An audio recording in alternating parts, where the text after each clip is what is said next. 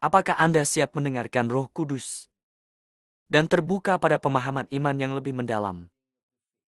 Hari Rabu yang diberkati untuk kita semua. Inilah renungan kita hari ini.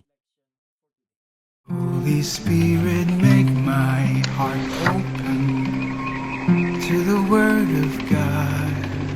Make my heart open to goodness. Make my heart open to the beauty of God every day. Amen.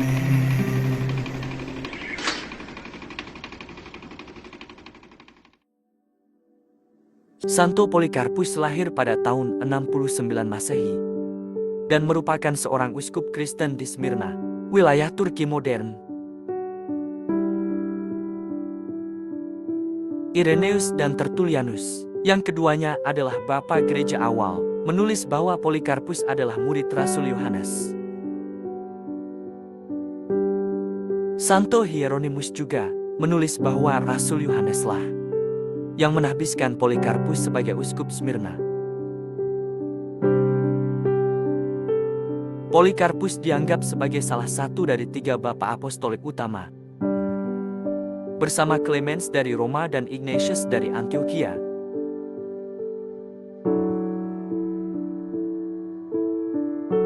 Polikarpus menempati tempat penting dalam sejarah gereja Kristen awal, karena ia termasuk di antara orang Kristen paling awal yang tulisannya masih bertahan hingga sekarang.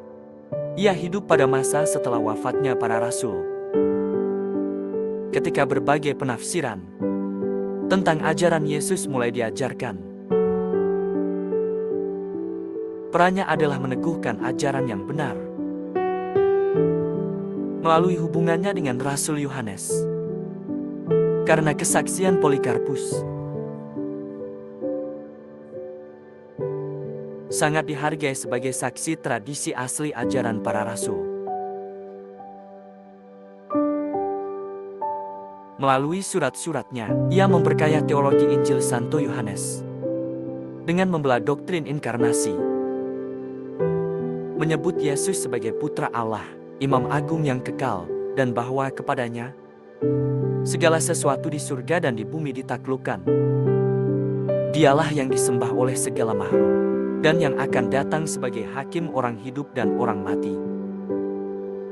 Ia menegaskan bahwa Yesus tidak berdosa dan wafat di kayu salib demi keselamatan manusia, karena menolak membakar dupa bagi Kaisar Romawi. Polikarpus dijatuhi hukuman dibakar hidup-hidup. Ia diberi kesempatan untuk menyangkal imannya dengan mengutuk Tuhan Yesus Kristus. Namun ia menjawab, "Selama 86 tahun aku telah melayani dia, dan dia tidak pernah berbuat salah kepadaku. Bagaimana mungkin aku menghujat raja dan juru selamatku?" Hukuman itu kemudian dilaksanakan. Ia wafat sebagai martir pada tahun 155 Masehi.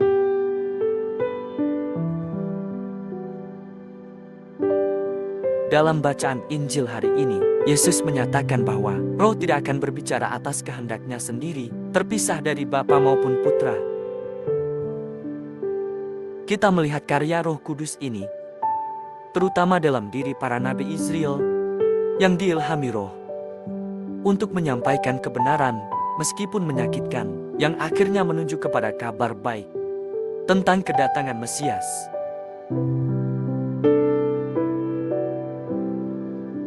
Ketika Tuhan naik kembali ke kerajaannya, Roh Kudus mengilhami para rasul dan terus mengilhami kita hingga saat ini.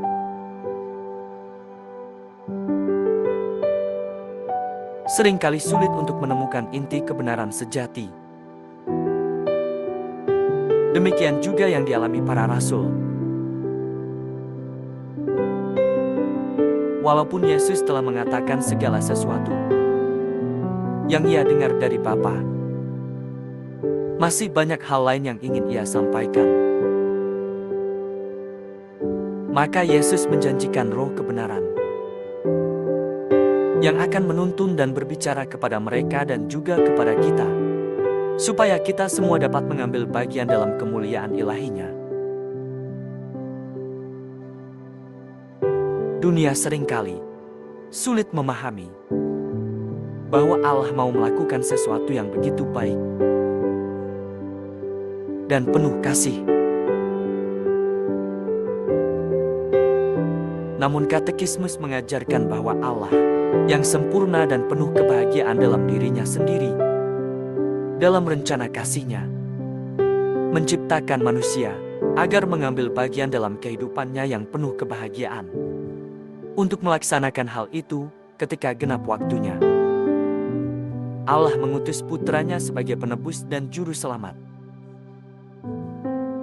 Di dalam putranya dan melalui Dia, Allah mengundang manusia untuk menjadi anak-anak-Nya dalam Roh Kudus. Dan dengan demikian menjadi ahli waris kehidupannya yang penuh berkat.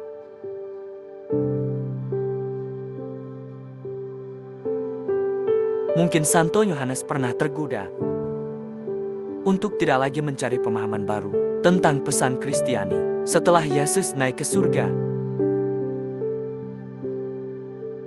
Namun murid yang dikasihi itu tetap percaya pada pewahyuan yang akan dinyatakan oleh Roh Kudus.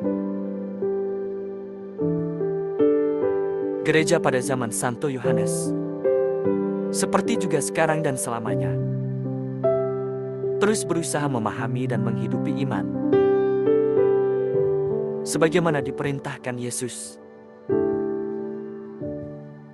Karena itu, kita membutuhkan Roh Kudus untuk mempertajam pengertian kita tentang apa lagi yang hendak Allah sampaikan kepada kita. Semoga kita sebagai komunitas evangelis keluarga